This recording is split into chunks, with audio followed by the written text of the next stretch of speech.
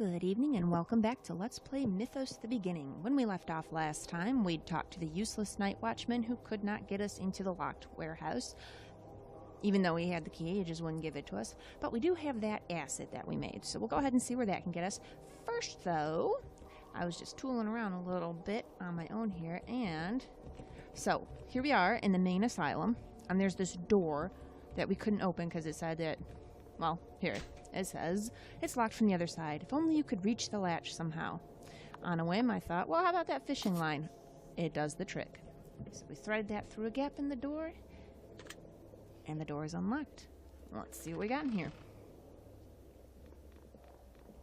Some blood. I don't know, nice corpse. Okay, let's look at this monster. The corpse of one of those creatures. Did someone else kill it?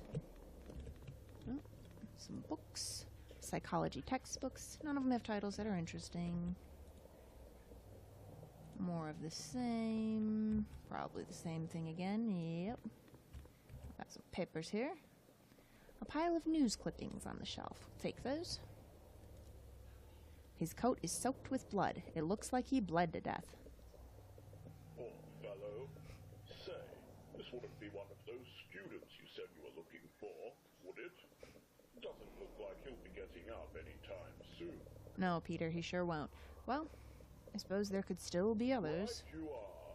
Let's keep our guard up, eh? Alright. Mystery object. East wing key. Alright. Empty shelf. There seems to be something odd about it, but we can't figure out what. Well. Interesting. Looks like maybe there's a gaping doorway behind it. I suppose we'll check that out later. Okay, let's take a look at these news clippings we just got. There they are. Various clippings from the London Times. They all seem to be about missing persons cases. Mysterious vanishings continue. Yet another disappearance mystified London's East End last night. Pauline Braithwaite, 25, was reported missing at 11 p.m. after failing to arrive home from a dinner party. Police say Ms. Braithwaite was last seen walking alone in the vicinity of Harborough Asylum, making her the latest victim in a string of disappearances in the area. Investigators are currently following a series of leads, though suspects have not yet been named to the press.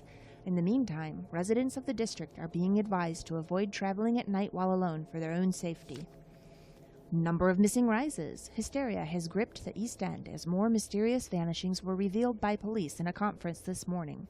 The latest victims, university students George Trevor, 19, and Joseph Finnegan, 21, told friends that they intended to compile research on the infamous Harborough Asylum for a folklore magazine.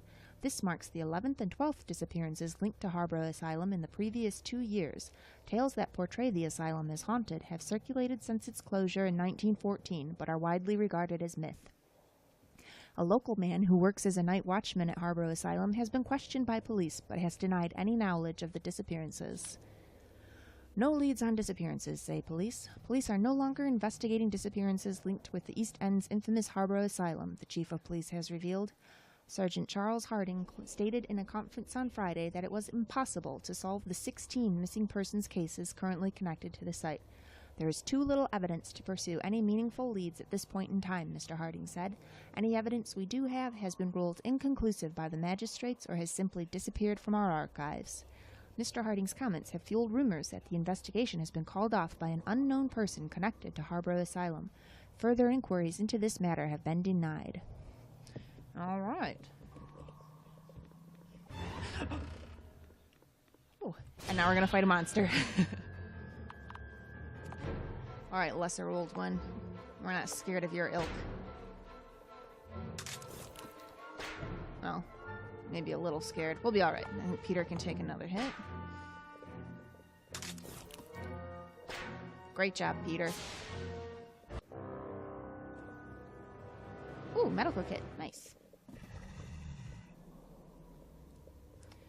Alright, I guess we should fix up Peter here. There you go, buddy.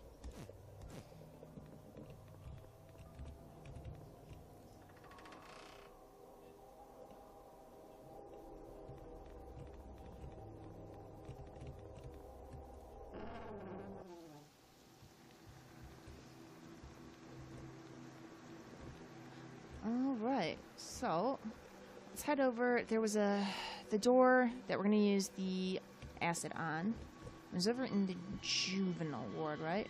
It's coming. What's coming? Okay, if something's coming, do we feel good about this? Oh, I got plenty of tonics. Let's go right ahead. Be ready for that. And okay, whatever's coming, we'll be all right. Oh.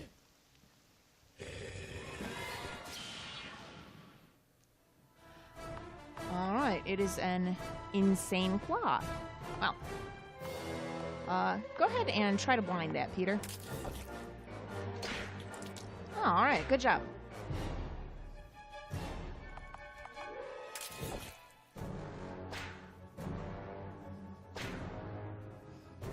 Oh, that was pretty awesome. Spits out some ink. Okay. Let's... Oh, I'm doing way more damage, but... Well, first aid. Peter, just do your best. Hey, you actually landed a hit. Alright. Try to not die.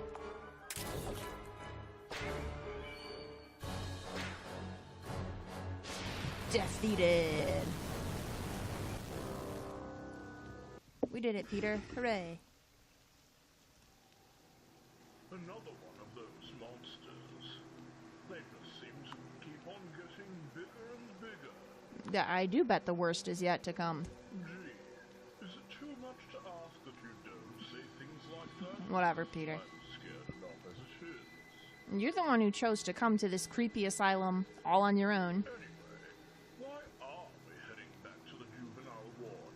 I know you can bypass that locked door now, but do you really think it will lead to a way out of here? No, if I wanted out of here, I would just go back the way we came and past the guardhouse and out. We have to put an end to this mess. Hey, I didn't sign on to risk my life wandering around in places we don't need to be. I just want to get out of here. Go leave, then. No, actually, I kind of would rather you stay with me. And that still matters at a time like this? All right, I can see you won't be swayed. Let's just get this over with then. Yeah. I need you to hang around and take the hits for me, Peter. Let's keep moving, then. Let's heal you up first, though. You're not doing too well. There you go.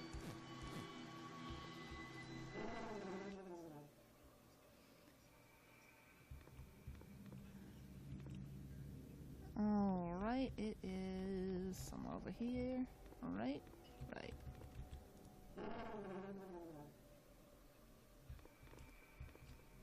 Where'd you come from? We had this area all cleared out. Well, flesh eaters.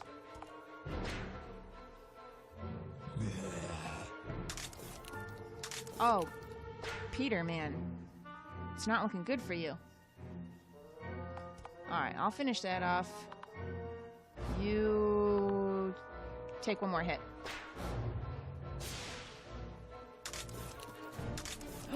Oop. It's alright, Peter. I got this. I think I'm gonna have to get some defense runes for him.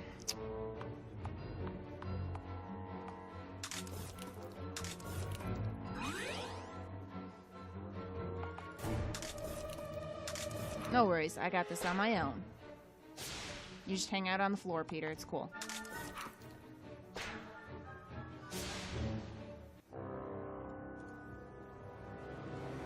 And some painkillers. Alright. Victory! Is this the safe room here? Let's pick this lock. We can't. Well.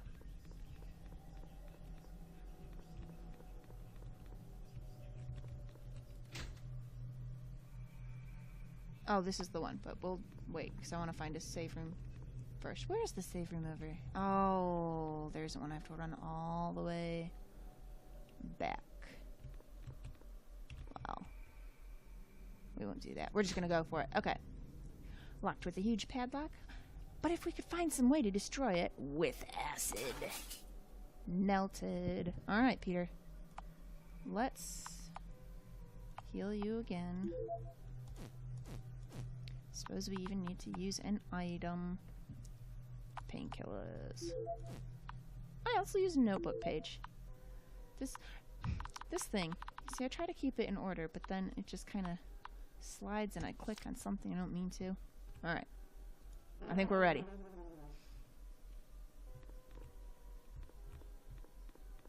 Ooh, what's this paper? Blake's memo. Alright, story time. A memo written by one of Blacktail's students. It mentions a plan to hide in the catacombs. Simmons and I decided to hide in the catacombs under the asylum.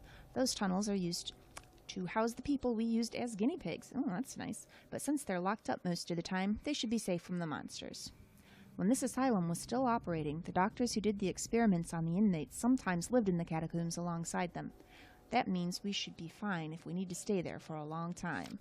Simmons told me he had some other things to take care of first, so he gave me one of the crests that unlocks the second floor and told me to go on without him.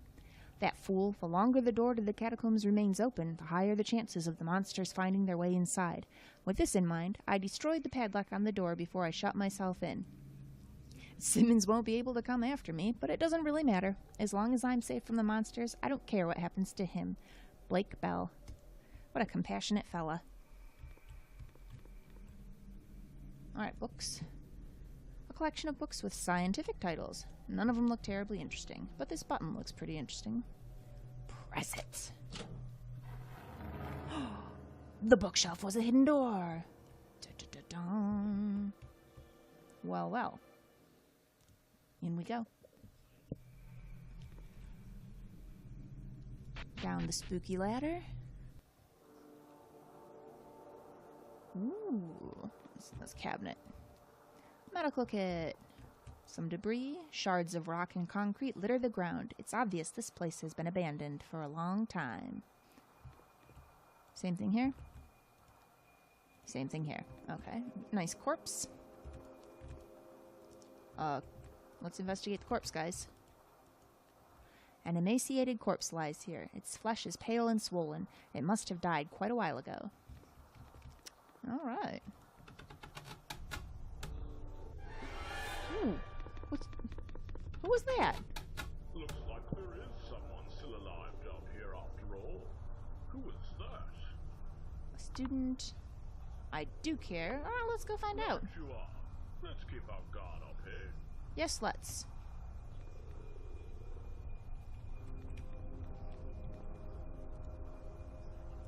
Some painkillers.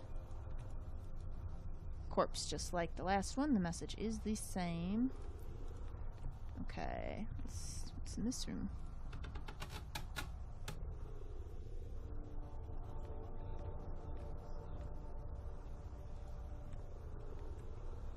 Debris, corpse, something over here.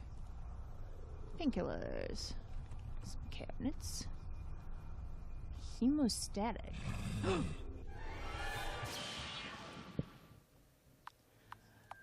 Oh, we're gonna fight some zombies.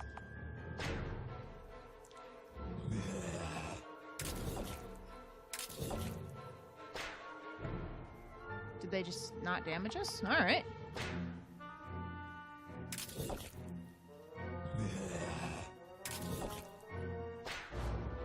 You guys are weak.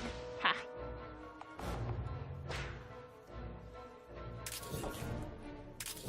Oh. I take it back. Peter, you're not looking too good. Just fire at him. Don't hit Peter. Okay, I really need to heal myself too. Alright, we better use a painkiller. You go ahead and shoot at him.